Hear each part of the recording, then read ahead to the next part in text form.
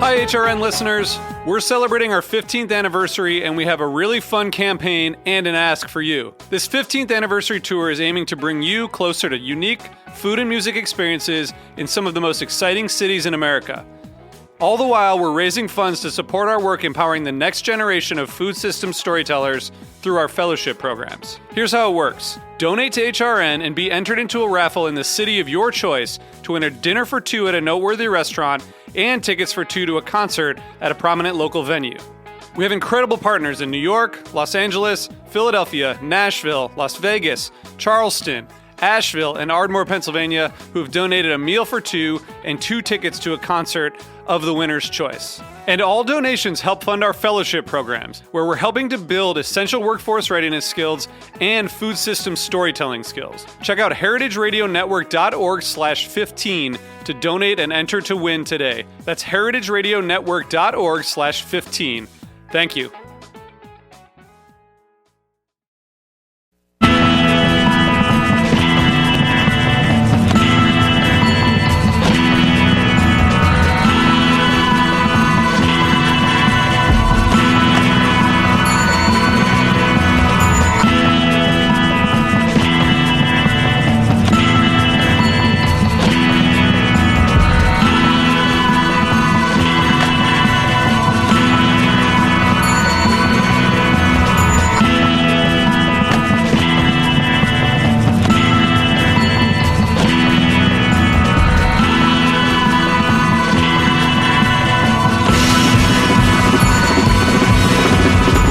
Hey, and welcome to the food scene on heritageradionetwork.com. I'm your host, Michael Harlan Turkel, here at heritageradionetwork.com in Bushwick, Brooklyn. I'd like to thank our sponsor, Whole Foods Market, and they remind you that every bite has a story. So whether it's a tomato, a muffin, or a T-bone steak, your conscious food choices can change the planet. Because at Whole Foods Market, every single purchase you make helps us support things like animal welfare, organic agriculture, equitable trade, and energy offsets.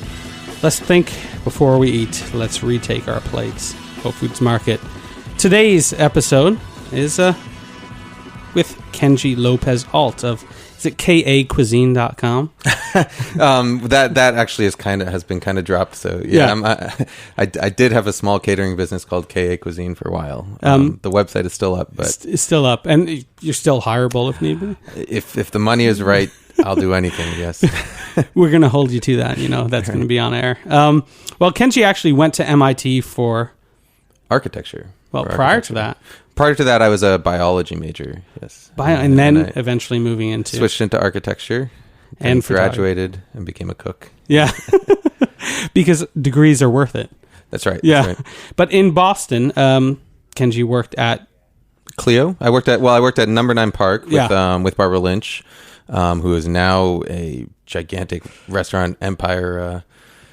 She's just all over the place now. But when I worked with her, it was just Number 9 Park, which is now her, one of her flagship restaurants, as well as at B&G Oysters and the Butcher Shop, which are her second and third restaurants. And then I worked at Clio with Ken Oringer. Clio is also another sort of Boston landmark restaurant. Clio. He's also grown in empire recently. Yes, he has also grown. I think he's up to 7 restaurants now. I don't know. It feels like the two of them are just these fountainheads. Right. Yeah, they're definitely the big boys on the Boston scene. Oddly, I was actually in Boston at the same time, going to school and photographing in restaurants, most specifically Number 9 and Clio. I kind of was quiet, shy, and just there to document, so I didn't interact with the chefs that much. But oddly, Kenji and I may have cross paths. Yeah, probably did.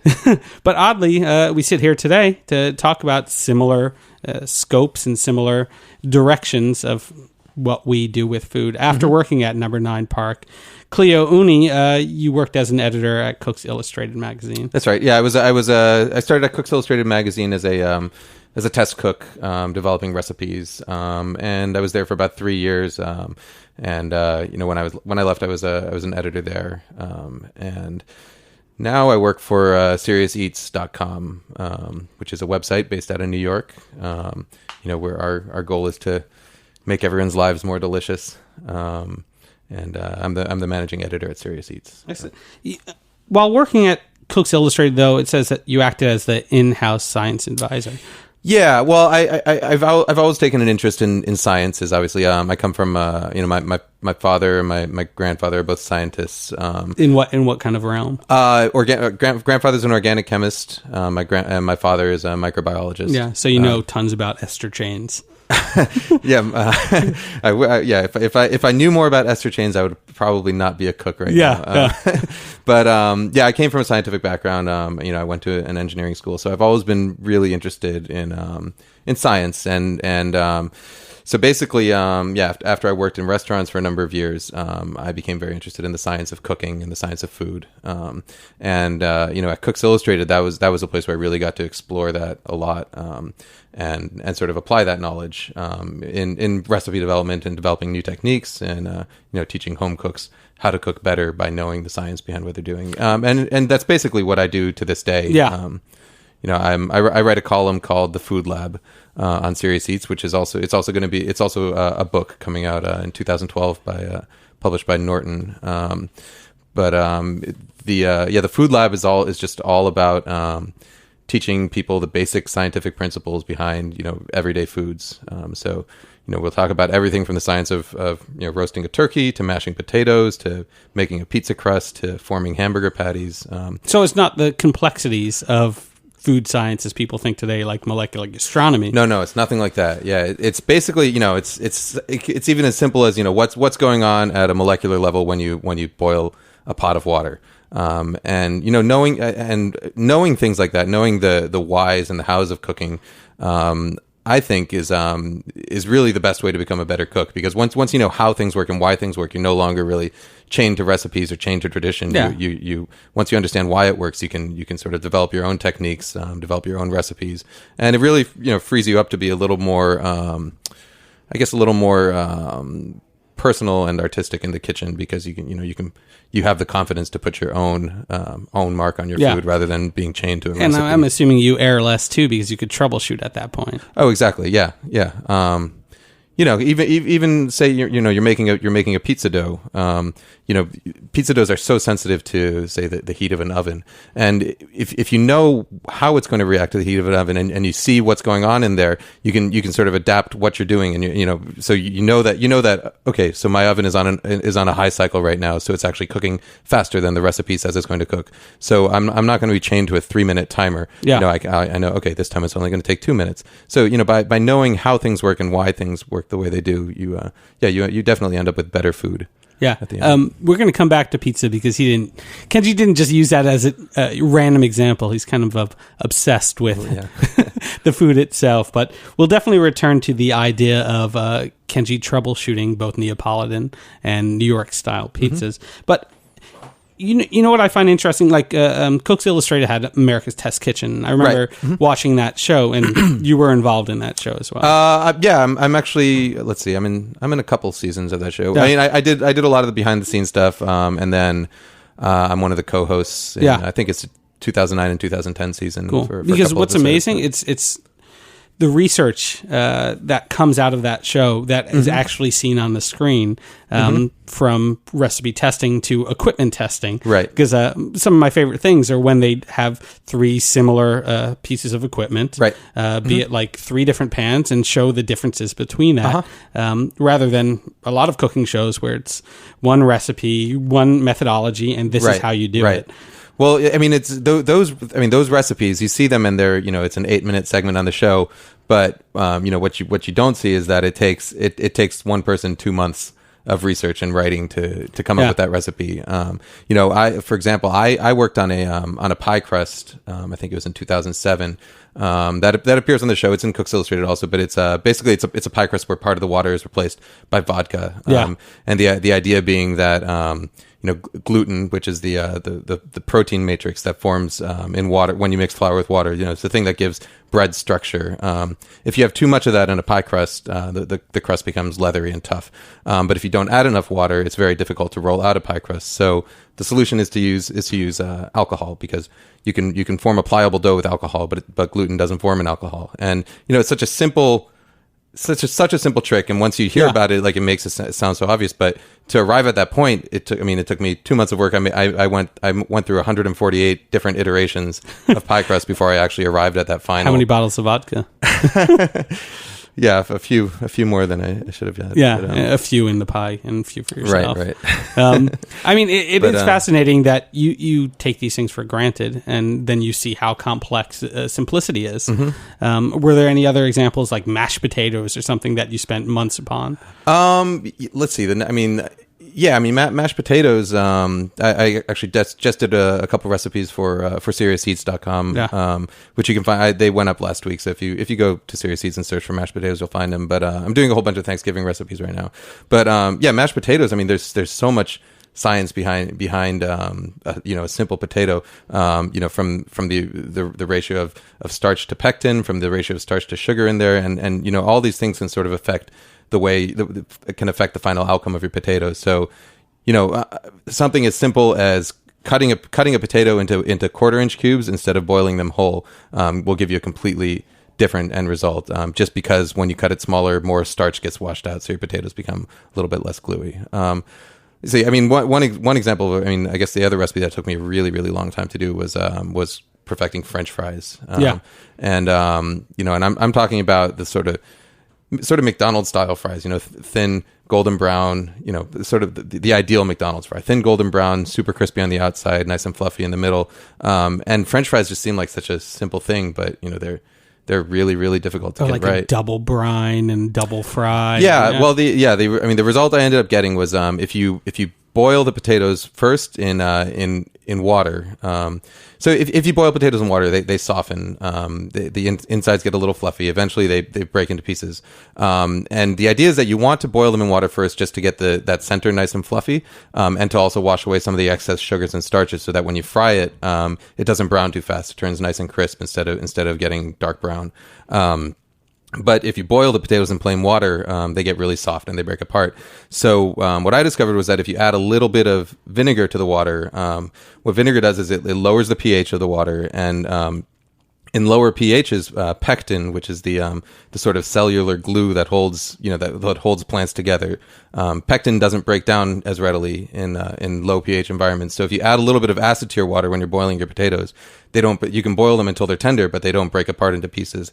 So that was basically how I solved that problem. So you boil the potatoes in water, and then boil the potatoes in water with vinegar, let them cool, and then you fry them, and they come out. Cool. Can you use a whole bunch of acetic acids like lemon juice and any acid will work? Yeah, I mean, I use just plain distilled vinegar just because it has a neutral flavor and it doesn't come out. Lemon juice would work, and any kind of acid. So is that a similar fashion to why people poach eggs with a little bit of vinegar in the water? That's a little bit different. Yeah, I mean, the putting vinegar in water, vinegar reacts with proteins in a different way than it reacts with pectin. Pectin's a carbohydrate. It's a type of sugar, but vinegar will cause proteins to denature. So basically, a protein, if you imagine it as like a pipe cleaner, a wire that's all jumbled up into a specific shape.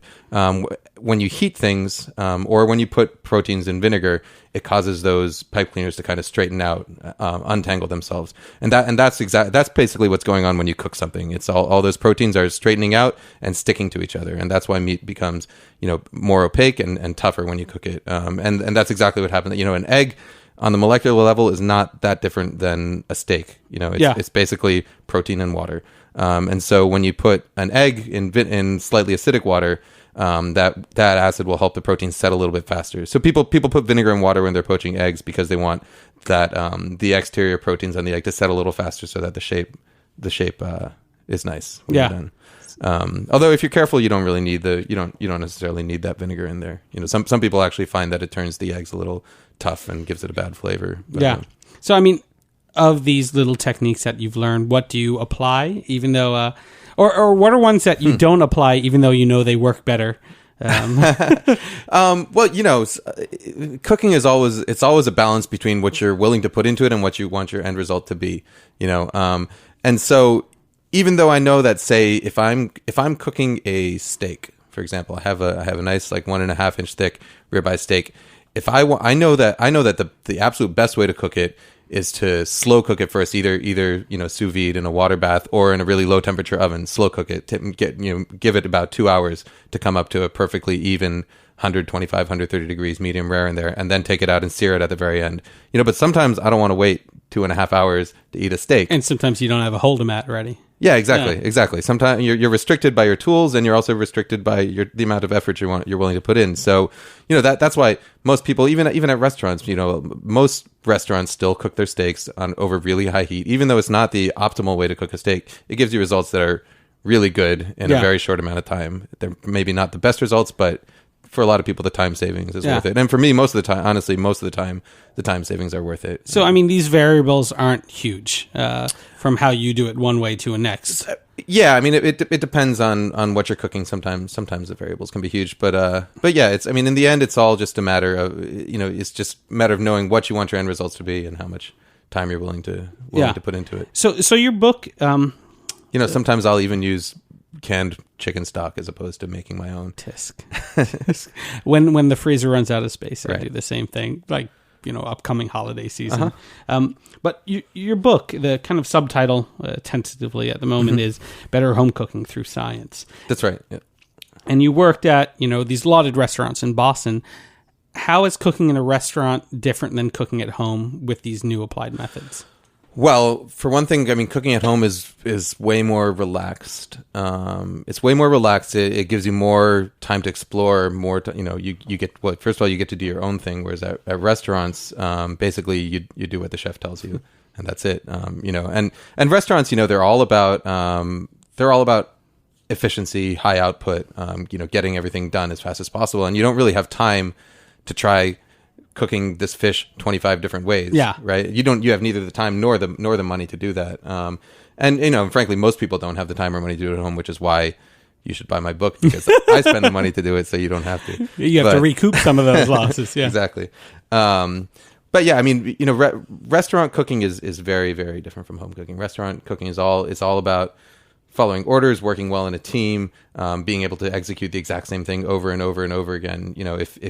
If somebody orders the halibut on Tuesday, Tuesday in February, they want to be able to come back on a Saturday in May and order the halibut again and have it be exactly the same as they remember it. So working in a restaurant is a lot about efficiency and following procedures.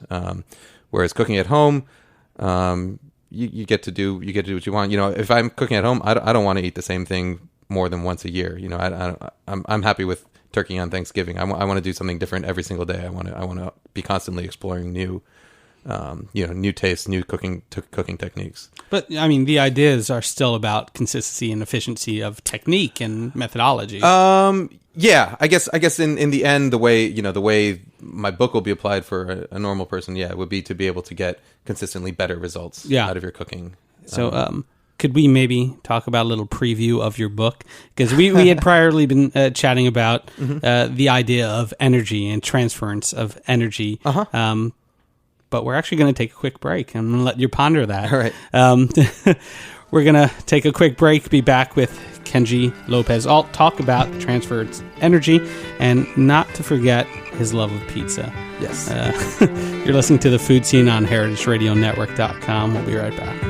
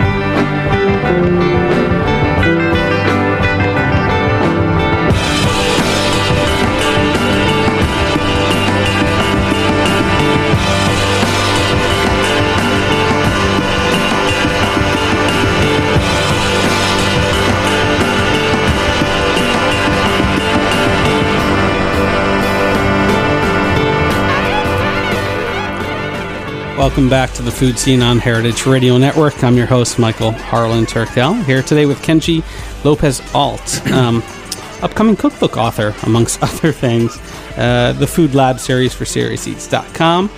Soon to be a book by W.W. Norton in 2012. We had just left, I'd kind of been asking about the idea of maybe some previews, maybe some juicy little tidbits from this book. And Kenji was actually talking about the transference of energy and how important it is and how often overlooked it is in cooking.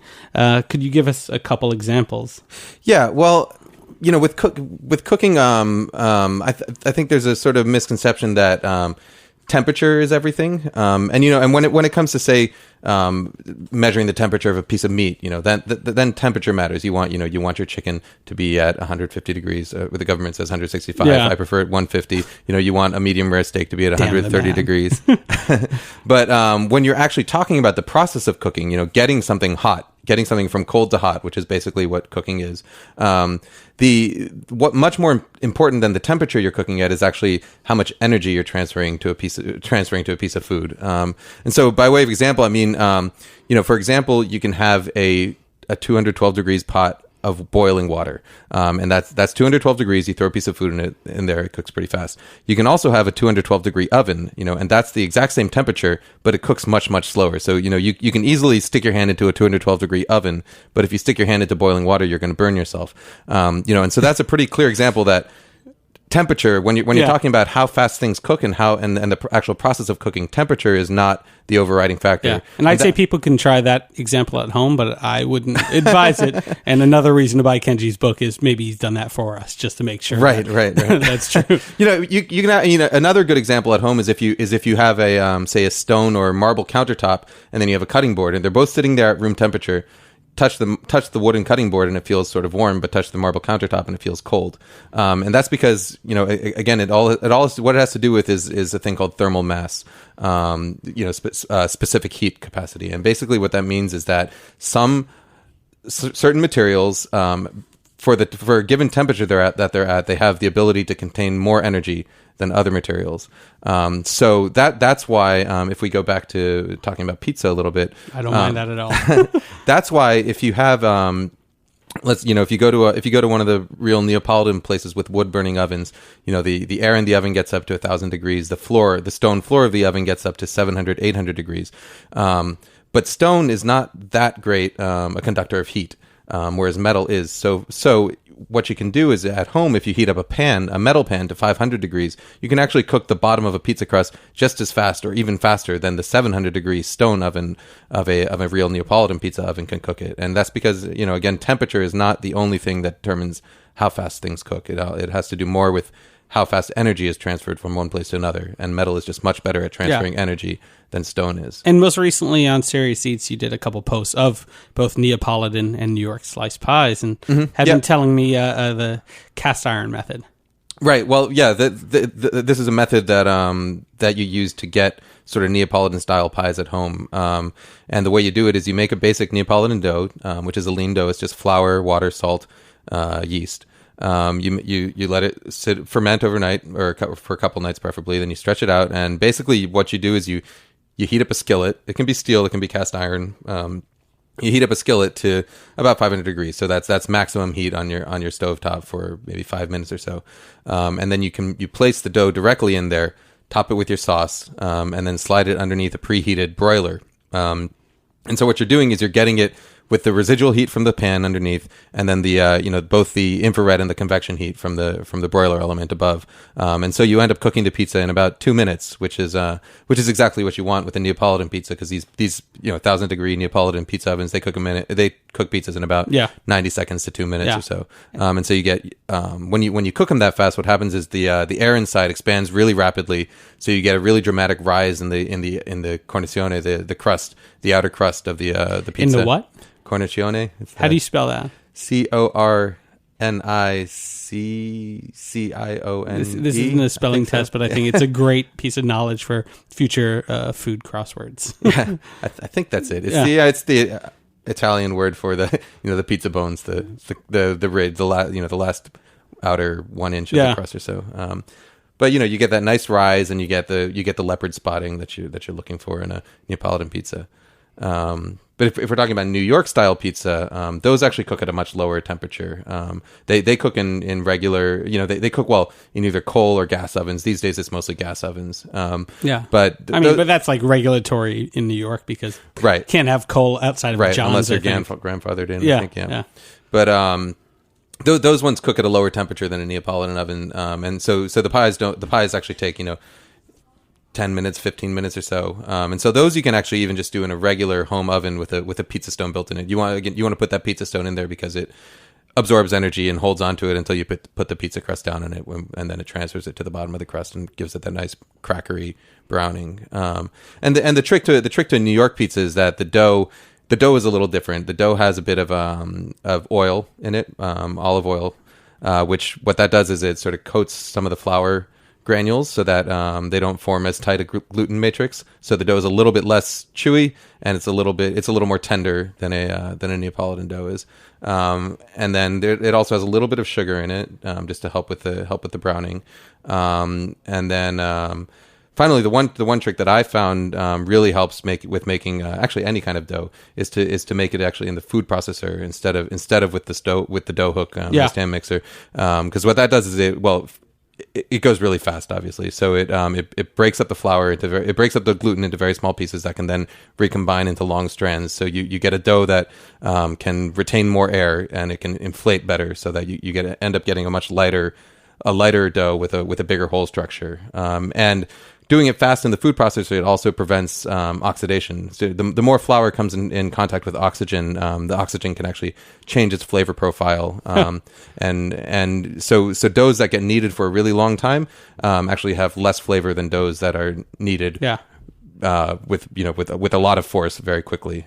So food processors actually, as long as you're working in small batches, it's not practical for a place like Roberta's to knead all their dough in a food processor. But for a home cook, it's really the ideal way to knead any kind of bread dough. Excellent. Well, this is all the more reason to check out this book, because you think pizza is simple until you hear about this. But at the same time, it is simple. It is simple. This actually simplifies the best pizza you can make. Yeah, well, I mean, I think the idea is that for a lot of people, for me for a really long time, pizza was this magic thing, right? Like I don't know how yeast works. I don't know how doughs work. I don't know what's going on there that makes this pizza taste so good.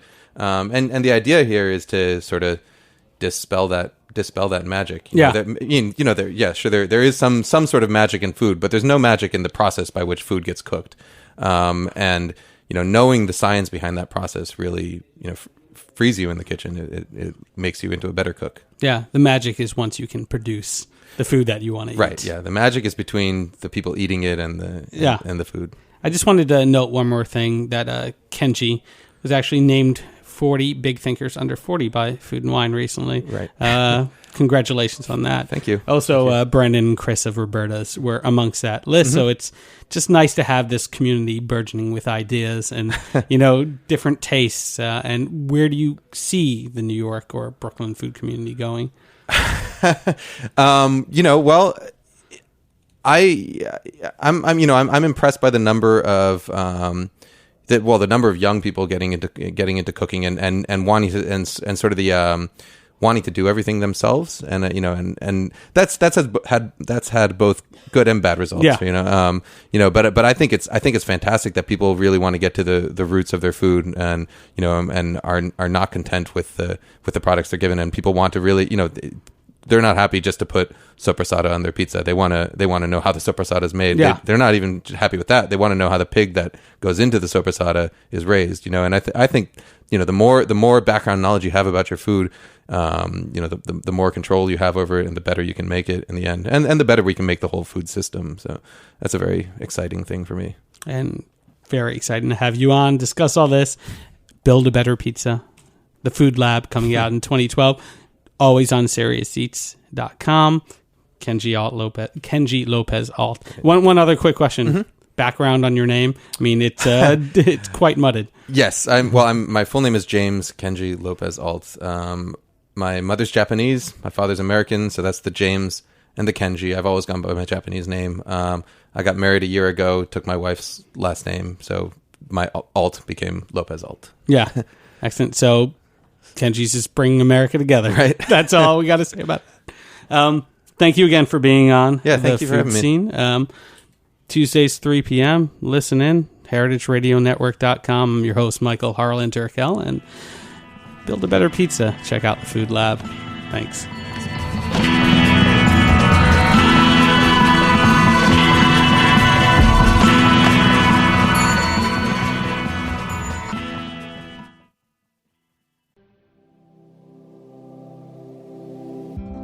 Hey there, I'm Lee Ullman here with some big news from the National Young Farmers Coalition. We're partnering with Heritage Radio Network on a special season of The Farm Report.